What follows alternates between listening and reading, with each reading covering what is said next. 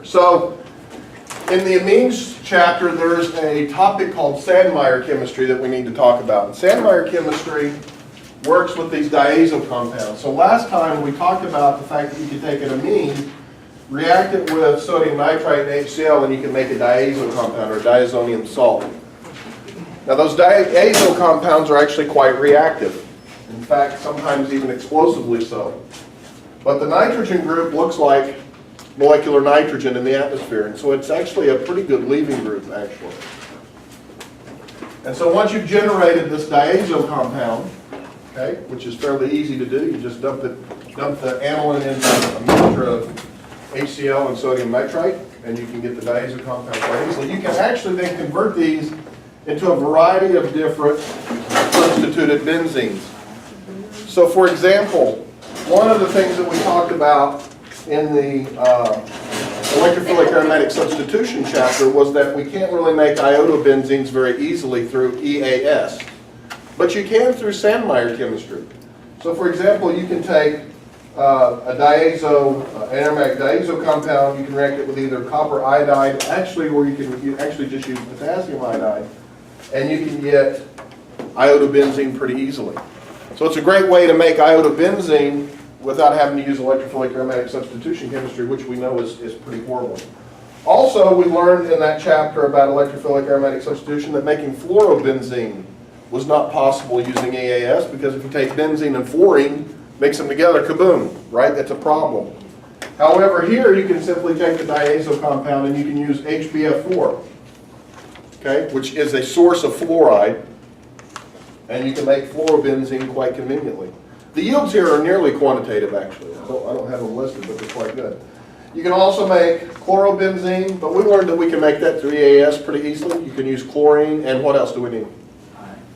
Iron, or iron trichloride, right? And we can make that from benzene, pretty straightforward. We can also do brominations quite easily through EAS, but we can also use this chemistry as well, okay? And also, we can make phenols pretty easily through this type of chemistry. Okay, we would use copper oxide and water and simply replace the diazo, or the N2, if you will, with OH, and we can make phenols. So we can make a lot of different types of substituted benzenes with this type of chemistry pretty easily. Yep. So you said you could use potassium iodide. Could you use potassium bromide and chloride?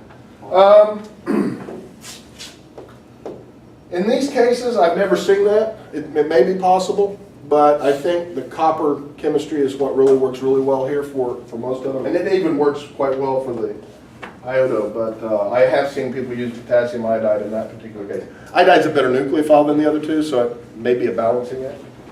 But technically, the Meyer chemistry is where you're using the copper salts, is what we would call it. So, great way to make molecules that we need if we can't use the electrophilic aromatic substitution chemistry. Okay. Now today we're going to talk about preparation of phenols. Anybody want to take a picture of that before I go on?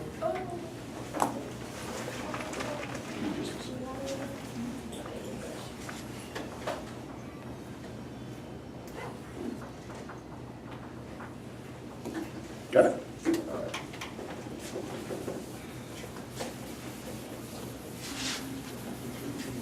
So in chapter 21,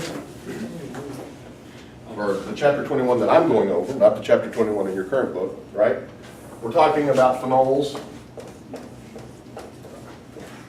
And we all know what a phenol looks like, right? It's just an aromatic alcohol, if you will. But it has similarities to alcohols and it has differences. Tell me the similarities that a phenol has to an alcohol. It's got carbons and oxygens and nitrogens. Okay? Hydrogen bond. Pardon? Yep, so it hydrogen bonds. So that's similar. Right? It's got the OH group, obviously. It's got a hydroxy functionality.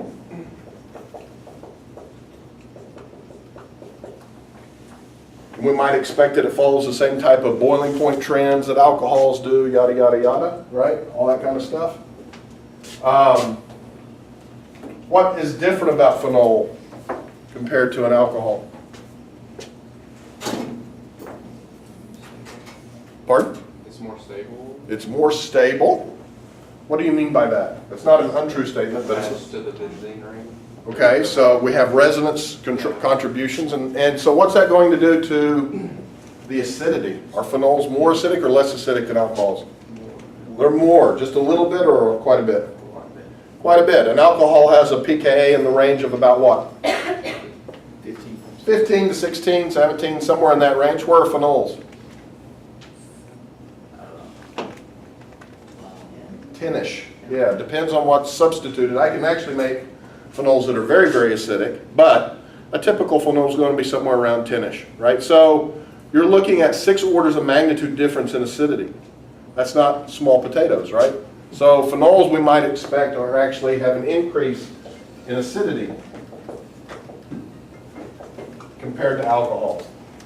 Okay, so there's a lot of similarities, a lot of differences in terms of normal alcohols and phenols. Now, there are several ways that we can synthesize phenols. And one of them we just talked about, the Meyer chemistry, right? So we could take aniline, which is readily available. We could treat it with sodium nitrite in acid, like HCl. And then we could treat that with copper oxide and water, heat it up, and we can make a phenol. That works pretty well. So that's one type of synthesis. The other synthesis that used to be the industrial synthesis of phenol was called the Dow process, where you took chlorobenzene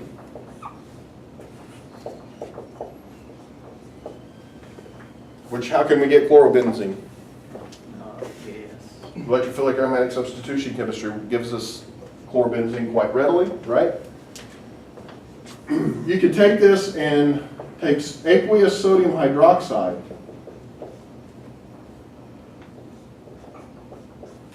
at high temperature and high pressure. We're talking 350 to 400 degrees Celsius, high pressure, and you can make phenol.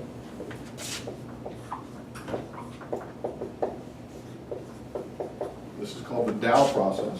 Is there any decent temperature-wise with Meyer chemistry?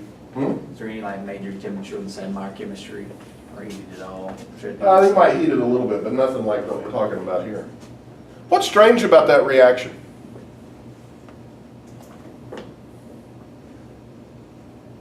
Substitution. It is a substitution on what kind of carbon?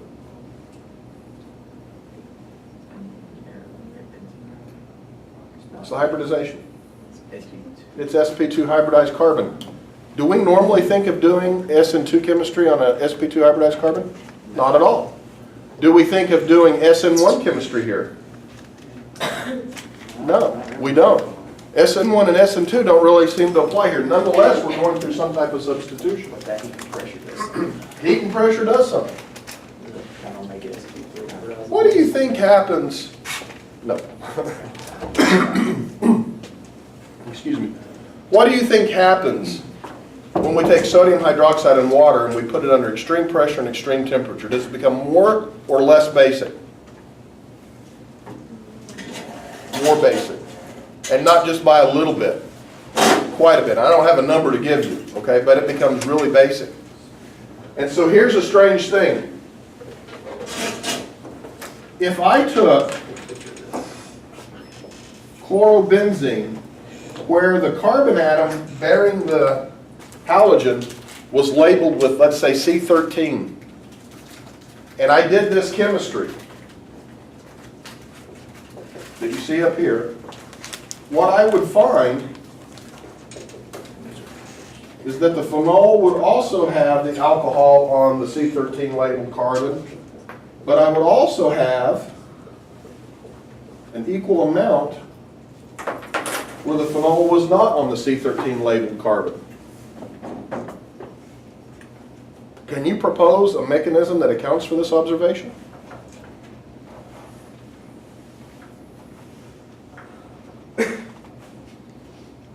Remember, all the C13 was on the carbon bearing the halogen in the starting material. And then when we did the chemistry, we got a 50-50 mix of the C13 being with the alcohol and the C13 being adjacent to the alcohol. You think the C13 just moved around the ring? I seriously doubt it, right? It's an aromatic ring, it's pretty stable. So what's happening? Isn't concentrated the carbocation? Okay, if we formed a carbocation, that would explain it, right? It could explain it. But do you think we're going to form a carbocation here? Why not? Because it's sp2 hybridized. Because it's an sp. Well, carbocations are sp2 hybridized. Yeah, but it's original sp2. Okay, so it's sp2, it's part of a carbon-carbon double bond, right? A little different. It's going to be hard to get a planar carbocation that would be stable, right? But it does go through an intermediate. It's just not a carbocation.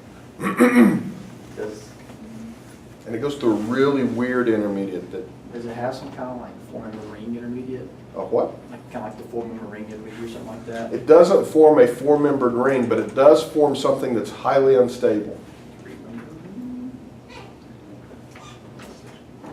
It forms what's known as benzine. What does that sound like? Benzine. Sounds like a triple bond, right? And in fact, what happens is, so there's our C13 labeled carbon, there's the chlorine. There's a hydrogen right there, right? Correct. There's hydrogen on the other carbons too, I'm just showing that one in particular. We're at really high temperature, really high pressure, all of a sudden sodium hydroxides become really basic, right? What happens is the hydroxide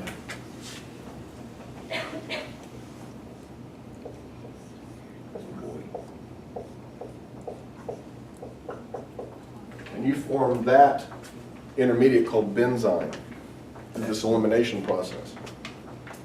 Kind of unusual. What's so unusual about it? Why is it so reactive? Carbon is over the octet. No, it's not over its octet. It's anti. Pardon? Anti. It's not anti-aromatic. Because you still have the 6 pi electrons that are above and below the plane of the ring, but now you've got these other pi electrons, these other pi 180 bonds. degrees. That's right. So alkynes like to have bond angles of 180 degrees, right? We've got the alkyne and then it takes a sharp turn. It's highly strained. So do you think it's going to be long-lived? Not at all. And so what happens now is the water can attack either here, which would give, there's my C13, there's my OH, or it can attack here, there's my C13, hasn't moved, and I end up with that. This carbon-carbon triple bond can actually be attacked by a nucleophile because when it is attacked, it relieves the ring strength. Yeah, and the odds of attacking either here or here are 50-50, right? And so that's why we see what we see. It's known as the Dow process. It has been, it's no longer utilized. Can anybody tell me why we no longer prepare phenol this way? What do you think might be the expensive part here? Temperature and the pressure. Takes a lot of energy to get water up to 350 degrees. And we know it boils at 100, so we've got to put a lot of pressure on it. Big, thick vessel. You got to worry about explosions, the whole 9 yards. It's not a fun process to do, but it is a possibility, and it was used years and years ago to make phenol. Today, we actually make phenol in a little milder approach.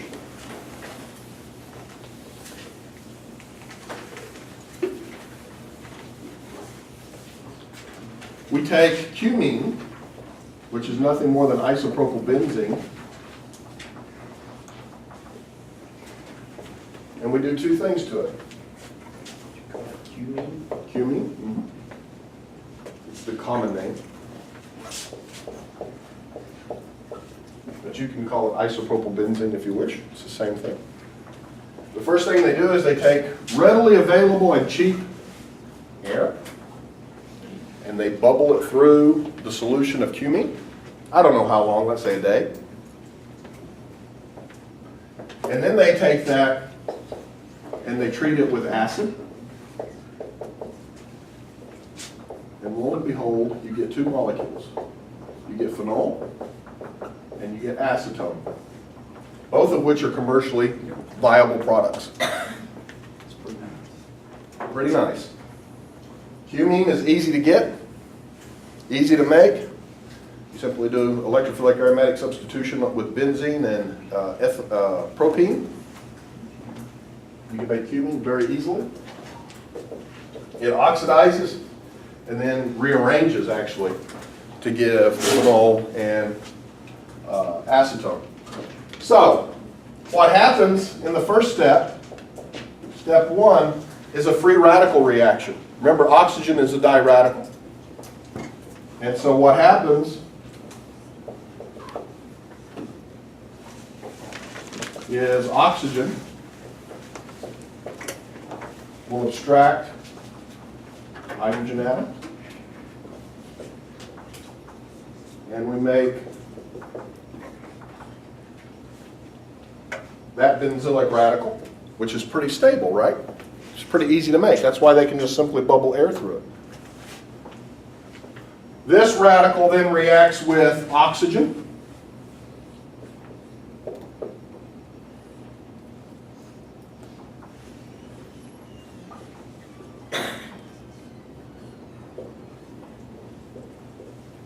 Now what do you think happens? This now reacts with cumene to remove its hydrogen, and you get what's called Cumene Hydroperoxide. I'm not drawing all the steps right now. You can see them in your book. If you look at that really carefully, you can see acetone and phenol in there. It just has to rearrange. I've got all the atoms I need. I've got the aromatic ring, I've got the 3 carbons that are needed for acetone, and I've got 2 oxygens, one for the phenol, one for the acetone. So this is what you get. And actually, if you've ever worked in a laboratory, go to the shelf and see if they have cumene.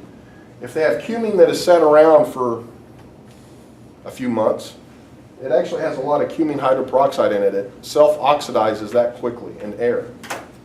In fact, we had a need to have cumene hydroperoxide in my postdoctoral work, and we could buy it, but we actually had an old bottle of cumene that was from like the 1970s. Yep, it's sat around for a long time. We actually went and were able to extract several dozens of grams, I forget, it was like 36 or 48 grams of cumene hydroperoxide from like 100 milliliters of cumene. Okay, it was a lot of material. It had just oxidized over time. So most of it was actually cumene hydroperoxide. So now the question becomes, how does this become that?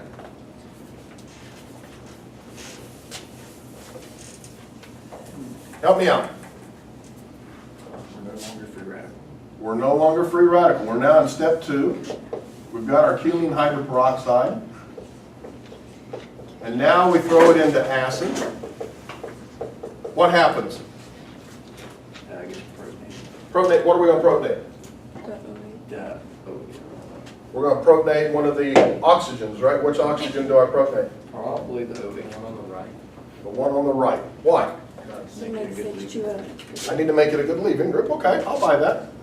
So I can think of this, right, as H plus and H2O.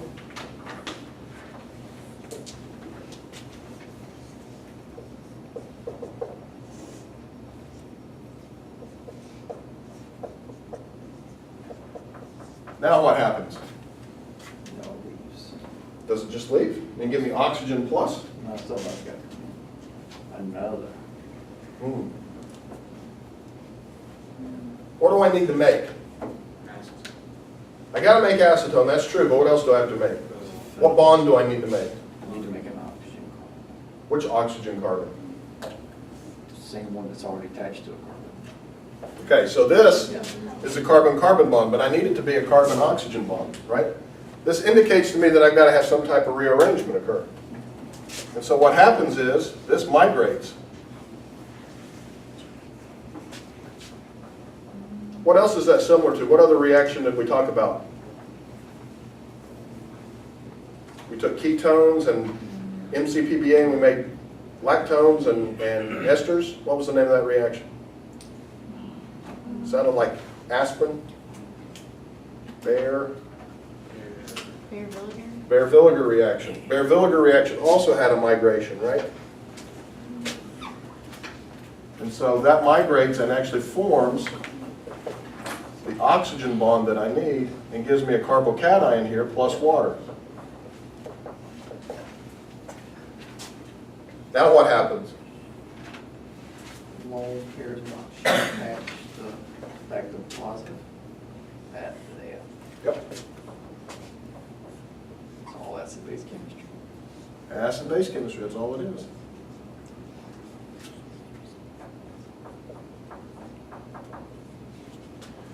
This then loses, it's acid catalyzed. Oops, let me go this way.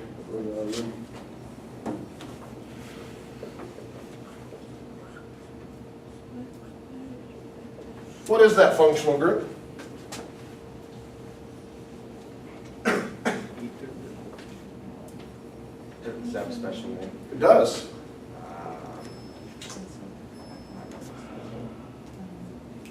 It's like protecting.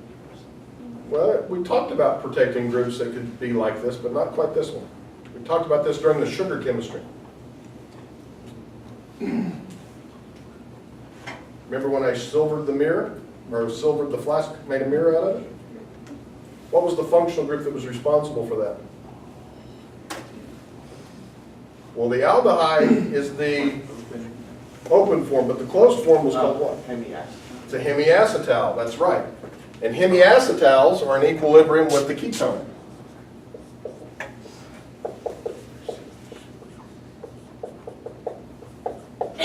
So what drives the reaction here? The fact that this boils really, really low, they just boil it out and drive the reaction all the way over. Use Le Chatelier's principle again. Okay. So we can make phenols using Meyer Chemistry. We can make phenols using the Dow process. We can make phenols using this so-called Cumene Hydroperoxide method. Any other ways that we can make phenols? We can actually make phenols through the Baeyer-Villiger oxidation. Okay, so you can actually take a ketone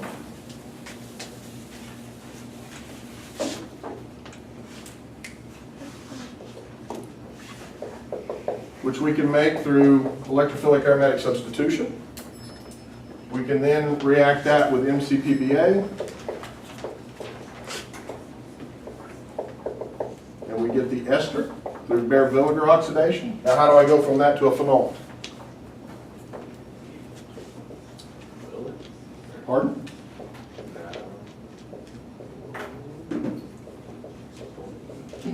I hydrolyze it. I can simply boil it up in acid and I can get that molecule. I can also saponify it under basic conditions and then dump it on acid and get the same thing. So we can make phenols using the Dow process. We can make them using the Meyer chemistry. We can make them using Cumene Hydroperoxide method, and we can also use Baeyer-Villiger chemistry to make phenols. There's a lot of different ways to make phenols. The Cumene Hydroperoxide method is by far the best way to go industrially.